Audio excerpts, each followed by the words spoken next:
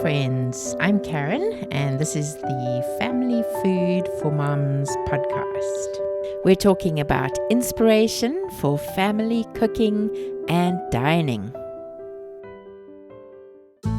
Let's talk about pesto. Is your favorite green pesto or red pesto? And what do you like to have it on? Pizza, caprese salad? What are your favorite ways to use it?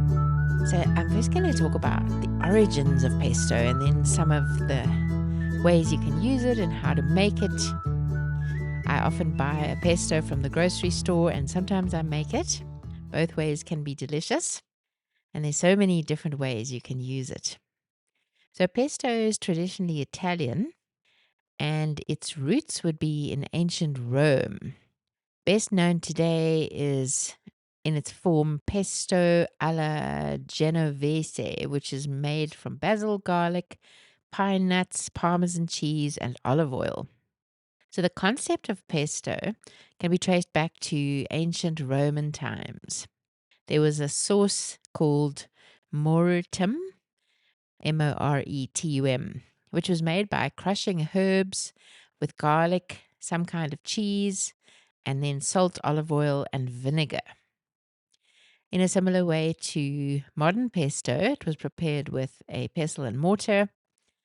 And the word pesto comes from the Italian verb pestare, Pestare, meaning to pound or to crush with the pestle and mortar.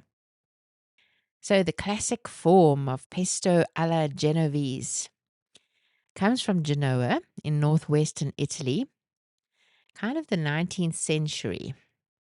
And the key ingredient, of course, the basil, Genovese basil, grows abundantly in that region in the Mediterranean climate. It loves that. So the traditional recipe includes lots of this fresh basil leaves, handfuls, with the garlic and then traditionally the pine nuts and the Parmigiano Reggiano cheese and then lots of olive oil. The traditional method of making pesto using a pestle and mortar is said to give it a much more flavorful, aromatic result than if we use a blender or a food processor. So the idea is to gently crush the leaves. I find using a pestle and mortar that you need to first do the crushing of the dry ingredients before adding the olive oil, otherwise they won't get crushed properly. So you crush the pine nuts with the basil leaves, and then you can do with the cheese, add your salt, and then when it's all nicely crushed, then you can slowly add your olive oil in. But we'll talk about that more a bit later. So pesto was very much a regional specialty until the 20th century, and then later on started to spread across Italy and then across Europe and internationally. Nowadays, you can find jars of pesto in pretty much every grocery store. So the Genovese is the most well-known type of pesto, the basil pesto. Then you get some variations from Sicily, pesto rosso, which is using sun-dried tomatoes, a tomato pesto. Then you get pistachio pesto, using pistachios instead of pine nuts.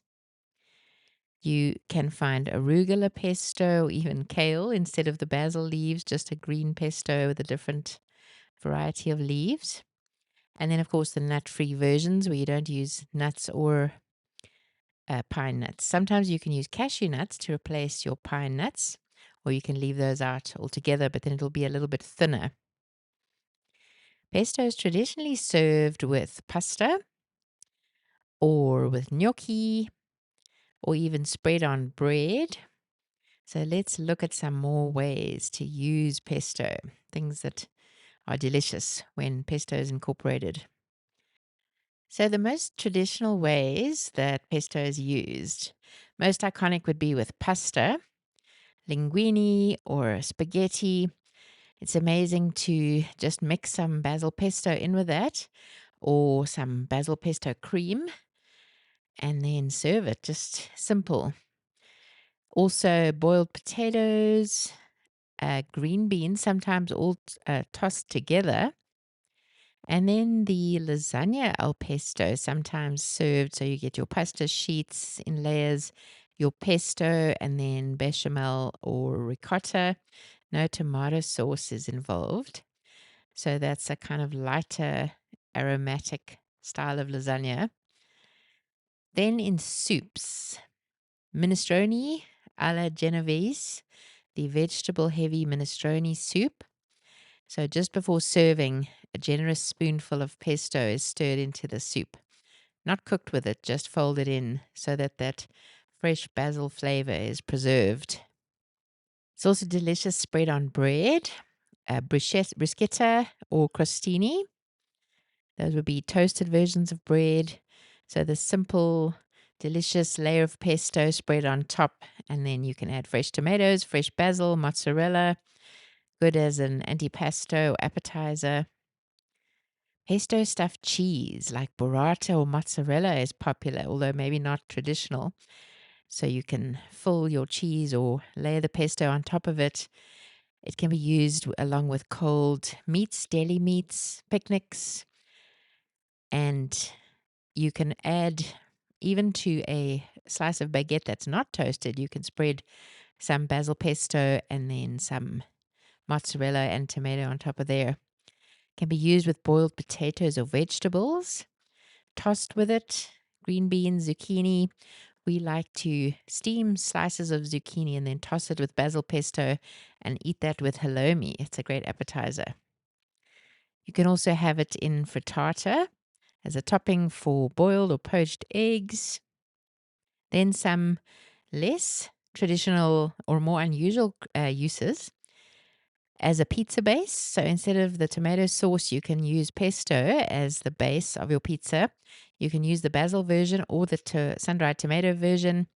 It's also great on a normal pizza. So you use the tomato sauce and then you add basil pesto, basil leaves, and then bits of mozzarella and tomato. It goes well with goat's cheese and mozzarella, with mushrooms, with roasted vegetables. You can drizzle it over any cooked pizza to add a bit of flavor. Pesto eggs. In a hot pan, you can add some pesto and then scramble your eggs in that. It helps fry the eggs in the oil, and the herbs infuse the eggs with flavor and also make them taste a little bit less like egg if that's what you're looking for. Great on toast. Sandwich spread. Use pesto instead of mayonnaise or mustard in a sandwich or in a pita bread, panini. The pesto goes beautifully with chicken, turkey, mozzarella, or roasted vegetables, or even prosciutto or ham. Basil pesto makes a great salad dressing. You can thin it out a little with some lemon juice and olive oil, and then mix it with your greens or your pasta salad, or even a roast vegetable bowl. Pesto is also great as a rub or a marinade for meat. It goes well with chicken or lamb or fish. Rub it on before grilling. Try it on salmon or cod, chicken thighs, chicken breasts, even skewers of shrimp. Pesto is great in stuffed pasta like ravioli or tortellini, or you could use it as a dipping sauce for stuffed pasta or over the top of ravioli. Pesto butter is delicious, where you blend it into softened butter and chill it and then spread it on your bread or on corn on the cob, sweet corn, melt it over roasted vegetables or meats, fish. And then you can swirl it into savory goods like savory muffins or scones, quick breads. You can add it into your focaccia dough, or if you have pastries that you fill with cheese, puff pastry, you can mix basil pesto into there. You can do pinwheels, pesto pinwheels, where you spread it over your puff pastry and roll it up and slice it and then bake it for an easy appetizer. You can use it in ramen or glass noodles, rice noodles. Stir a spoonful of that into your noodles. Makes an amazing, quick meal. That's the amazing thing about pesto. You can mix it into noodles or pasta with a little bit of cream, and it's just immediately delicious. And then as a dip on your cheese board, alongside cheeses like ricotta or goat's cheese, cheddar, even burrata. It's great on crackers. It's great to have a dip of both sun-dried tomato pesto and basil pesto with some sort of cream cheese or ricotta cheese to spread on your crackers. They complement each other so well. So lastly, let's talk in detail about how to make your pesto and how to make it delicious. I'll put the recipe at the bottom of this episode on our website, familyfoodformoms.com. So gentle preparation is best. So using a pestle and mortar is best. You can use a food processor or even a blender if you'd like to. So you need basil leaves, about 2 cups. You'll need some fresh garlic, crushed, some pine nuts, about 2 tablespoons, and then about 1/4 cup of Parmigiano Reggiano, and some sea salt, a pinch or two, and then some extra virgin olive oil. So then in your pestle and mortar, you're going to crush the garlic and the salt together. Coarse salt is good. Gently crush it into a creamy paste using kind of circular motions with your hand with the pestle. Then we're going to add the basil gradually, the basil leaves, a small handful at a time. Just gently press them, rotating your pestle. It can make it bitter if you tear them harshly. So it is better to kind of break them down slowly with the pestle. It takes time. They've got to release their oils. Then once your basil leaves are well broken down and the pesto is looking creamy, that's when you add the pine nuts. And you continue crushing until it's smooth or until the consistency that you like it can have a bit of texture. Then you incorporate the cheese, the grated Parmigiano Reggiano, and you blend them in. You can also add some pecorino if you prefer a variety of flavor.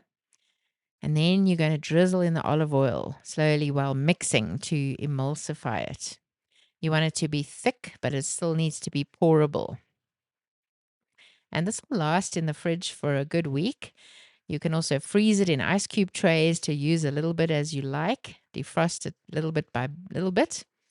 I like to add it to salad or spread it on slices of cucumber. Then, if you would like to do it in a food processor, then it's faster and still delicious. What helps is to freeze your blade for a little bit to prevent the oxidation of your pesto. So you can add your garlic, your pine nuts, and your salt and pulse that first.